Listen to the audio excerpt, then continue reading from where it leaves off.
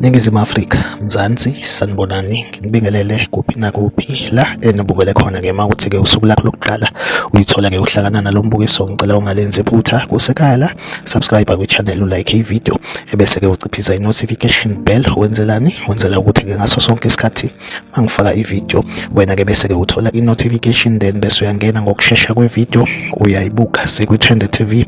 Siyaqinisekisa-ke ukuthi-ke sikulethela-ke lolo daba olusuke lusematheni ngalolo suku. Inganisa kwethu udaba-ke engiliphethe njengamanje udaba olubuhlungu ngendlela eyisimanga. Uma umzali nje uzele ingane eyintombazane, impela elubuhlungu kakhulu kuwena, and ngiyaxolisa ngalokho. Inganisa kwethu lo esimbona-ke esithombeni, lo owesilisa nangu-ke uphethe-ke i-microphone. Ngicabanga ukuthi-ke nonke niyacacelwa ukuthi-ke umfundisi lo, kuthiwa-ke umfundisi obedumile okanye odumile laphaya endaweni yaseMotherwell.